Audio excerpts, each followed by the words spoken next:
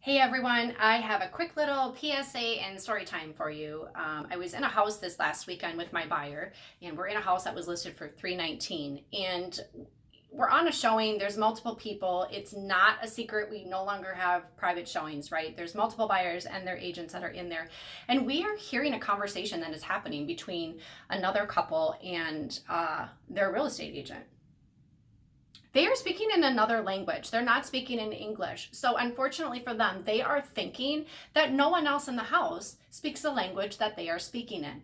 Unfortunately for them, my buyer spoke the language that they were speaking in.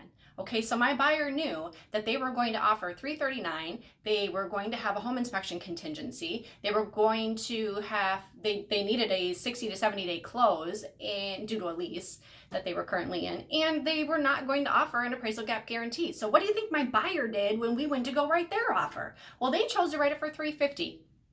They chose to forego their contingency for an inspection. Now, don't come at me. They're still having an inspection. They just chose to write their offer not contingent on it. They also chose to offer an appraisal gap guarantee. They also were able to speak to their lender, and their lender is able to do a 25-day close, which we knew was super important to the sellers because the home was vacant. They wanted to close ASAP. So who do you think got the house? Neither of us, but that's irrelevant. My whole point is that we overheard a conversation on their price and terms and a little bit of their motivation, right? And that was supposed to be a private conversation, and we overheard it. By the way, the winning bid was like over 400,000. But anyways, my whole point in sharing this with you is that when you are speaking price, terms, and motivation, do not have those in the vicinity of the home, whether you're inside the home or directly outside of it, okay? Those are private conversations. You don't want the sellers to be able to hear that.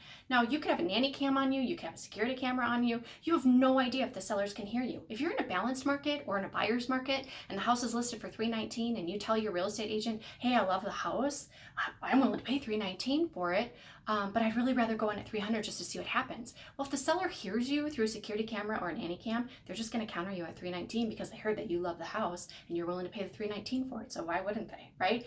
So keep those private conversations private. Just because you're speaking in a different language doesn't mean other people cannot understand you. Even if you're whispering, other people can hear you, okay? Have those conversations in your car, outside, or better yet, back at your real estate agent's office, okay? So there's my PSA. Do with it what you wish. Make it a great day. Toodles!